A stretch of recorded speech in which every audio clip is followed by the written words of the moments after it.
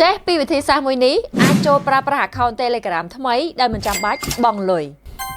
សម្រាប់វីដេអូមុនគឺខ្ញុំបានបង្ហាញរួចហើយសម្រាប់អ្នកដែលប្រើទូរស័ព្ទ iPhone នៅក្នុងការប្រើប្រាស់ Telegram ដែលអត់ចាំបាច់បង់លុយអញ្ចឹងវីដេអូនេះខ្ញុំសូមបង្ហាញជូនសម្រាប់បងប្អូនដែលប្រើ Android វិញម្ដងដោយសារមានការសំណូមពរច្រើនមែនតើអញ្ចឹងឥឡូវនេះខ្ញុំមានបទពិសោធន៍ក៏ដូចជាឆ្លងកាត់ការធ្វើតេស្តផ្ទាល់តែម្ដងគឺថាបានជោគជ័យ Telegram ទោះបីយើងប្រើ account ចាស់ទៅ log in នៅលើទូរស័ព្ទថ្មីណាមួយក៏អត់បានដែរឥឡូវហ្នឹងព្រោះត្រូវតែបង់លុយគេឲ្យយើងទិញកញ្ចប់ Premium របស់គេអញ្ចឹងណាតែឥឡូវនេះបងប្អូនអាចធ្វើតាមវិធីសាស្ត្រដែលខ្ញុំណែនាំនេះបានគឺអាចប្រើ Telegram បានវិញហើយអត់ចាំបាច់បង់លុយទៀតទេអញ្ចឹងអត់មានអីពិបាកទេបងប្អូនវិធីនេះអាចធ្វើបានខ្លួនឯងអញ្ចឹងសូមចូលមកទស្សនាការបង្ហាញរបស់ខ្ញុំនៅក្នុងវីដេអូមួយនេះទាំងអស់គ្នា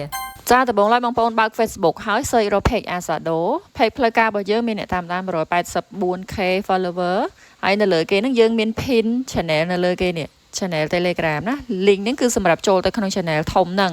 អញ្ចឹងបងប្អូនអស់ចូលមកខាងក្រោមបើសិនជាបងប្អូនអត់មាន Telegram ទេបងប្អូនត្រូវចុចយកនៅកន្លែងក្រោម comment នេះណាក្រោមការផុសមួយហ្នឹងណាហើយអញ្ចឹងខ្ញុំចង់ឲ្យបងប្អូនចូលទៅយកក្នុង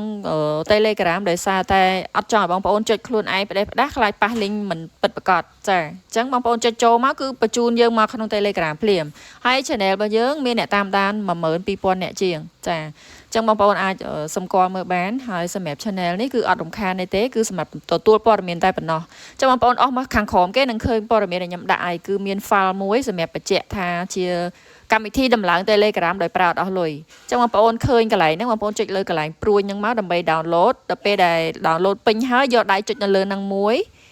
នឹង load ពាក្យ install ចុចលើ install ហ្នឹងមួយហើយវានឹង load ពាក្យ install anyway ខាងក្រោមហ្នឹងចុច install anyway ខាងក្រោមហ្នឹងមួយទៀតហើយរងចាំចារងចាំតាមល្បឿនអ៊ីនធឺណិតរបស់បងប្អូនទាំងអស់គ្នា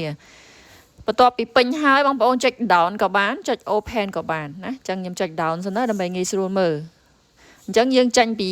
កម្មវិធីហ្នឹងមកបងប្អូននឹងឃើញវា load Telegram មួយទៀតឃើញទេបានន័យថាយើងប្រើ Telegram version ចាស់ចាអានេះ version ថ្មីអញ្ចឹងណាបងប្អូនចូលមកភ្លាមបងប្អូនចុចពាក្យ start message តាមធម្មតាមកហើយចុចពាក្យ continue កន្លែងហ្នឹងទៅចុចពាក្យ allo បងប្អូនជ្រើសរើសប្រទេសខាងលើដាក់ Cambodia search យកតែម្ដងវាយដាក់ Cambodia ហើយខាងក្រោមយើងវាយលេខទូរស័ព្ទយើងលេខណាដែលយើងកំពុងប្រើដើម្បីឲ្យគេផ្ទៀងផ្ទាត់លេខកូដមកដាក់លេខ0ពីមុខមួយទៀតណាចាចុចពាក្យ continue ចុច allo មួយទៀតទៅហើយចុចពាក្យសញ្ញាគ្រីសហ្នឹងគ្រាន់តែផ្ញើប៉ុណ្្នឹងទៅលេខកូដគេផ្ញើមកលេខ SIM ទូរស័ព្ទយើងហើយបងប្អូនយកលេខកូដហ្នឹងវាយចូលមកជួនណាគេ call ជួនណាគេ message ណាអូខេចូលបានណាអត់មានបង់លុយ premium អីទៀតទេណាហើយគ្រាន់តែថា version ចាស់នេះវាអត់មានមុខងារខ្លះដូចជា live ដូចជាដាក់ក្នុង story អីចឹងឯងប៉ុន្តែប្រើបានដូចធម្មតាមានអីខុសទេគ្រាន់ថា version ចាស់អញ្ចឹងណាហើយអត់មានបង់លុយទេណាអូខេអញ្ចឹងអានេះជាវិធីមួយដែលខ្ញុំធ្វើឲ្យគឺជោគជ័យចារាល់ថ្ងៃនេះគឺខ្ញុំប្រើ version ចាស់ហ្នឹងថ្មីផងអញ្ចឹងសម្រាប់ Android គឺអាចប្រើប្រាស់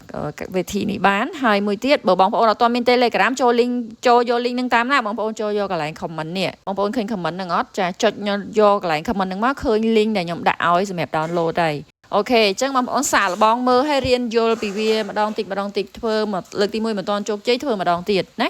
ចាព្យាយាមតិចបងប្អូនណាអូខេអញ្ចឹងមានចង្អល់អីបងប្អូន comment ខាងក្រោមវីដេអូនេះបានអរគុណជំរាបលាអរគុណច្រើនបងប្អូនបើសិនជាគិតថាវីដេអូមួយនេះមានប្រយោជន៍សម្រាប់ខ្លួនឯងនិងអ្នកដទៃសូមចូលរួម share ចែករំលែកទាំងអស់គ្នាអរគុណបងប្អូនខ្ញុំនឹងជួបអ្នកនរគ្នានៅវីដេអូបន្តទៀតជម្រាបលា